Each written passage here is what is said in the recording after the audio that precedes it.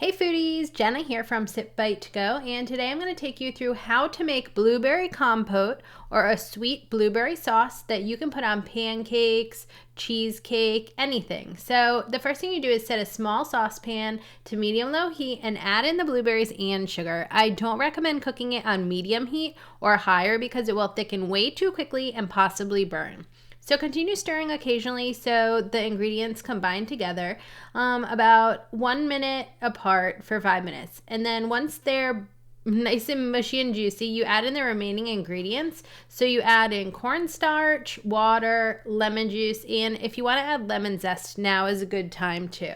So then you reduce the heat to low and continue stirring this together for about 30 to 60 seconds or, every so often for about 10 minutes until the blueberry compote is nice and thick. Turn off the burner and make sure to remove it from the heat or it will continue to thicken and may harden. That happened to me once. I was making blueberry compote for pancakes and unfortunately it hardened because I left it on the hot stove.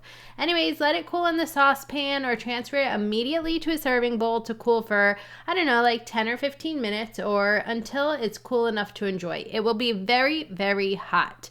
I love putting this on all sorts of breakfast items, but I also make some delicious blueberry turnovers with this as a blueberry filling, and you can get the recipe for that at sipbitego.com. It's a really easy tutorial with its own video.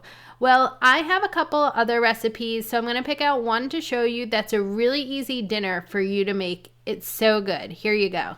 Hey home chefs, you have to check out my recipe for easy French bread pizza. It is so delicious and a super easy weeknight meal for families. Kids love it, but I think it's also really good for game day. I'm going to teach you how to heat it in the oven with some delicious garlic powder, and then I'm going to teach you how to add toppings to it so it turns out crispy and not soggy at all. This is a really simple, easy weeknight meal I'm sure you'll love.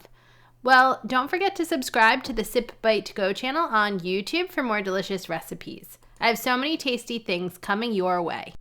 Well, if you learned something new and you're excited to make this blueberry compote recipe, make sure to give this video a like. And until next time, I hope you have a wonderful and delicious day.